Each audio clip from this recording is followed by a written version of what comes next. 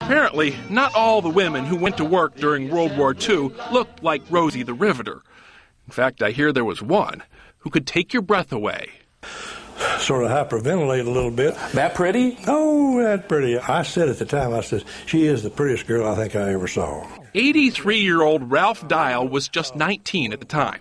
He met this girl at an airplane parts factory in Knoxville, Tennessee. Unfortunately, the girl had a guy. And after Ralph joined the Army Air Corps a few months later, he forgot her name anyway.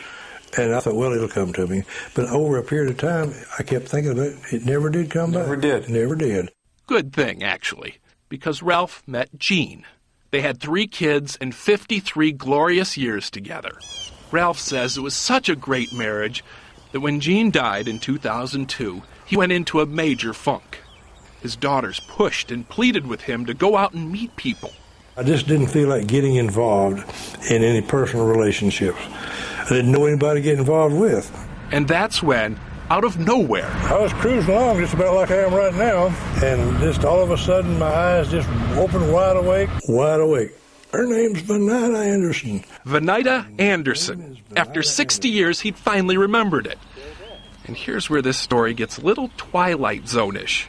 That same day, Ralph was looking through the local newspaper when he caught a glimpse of a letter to the editor. Just a little note reminding us to thank the people who help us throughout the year. But it was signed by, you guessed it, Venida Anderson. I just said, this can't be. I remembered her name, and here it is in print.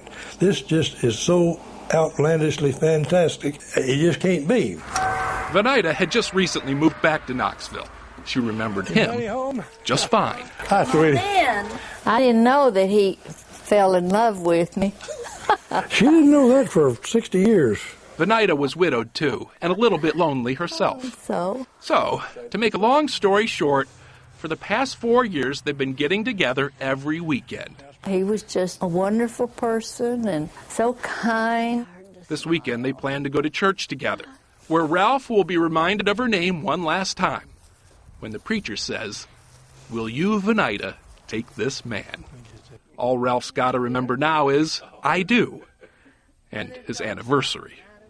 The wedding is tomorrow. No honeymoon planned, just a quiet day together. Very sweet story.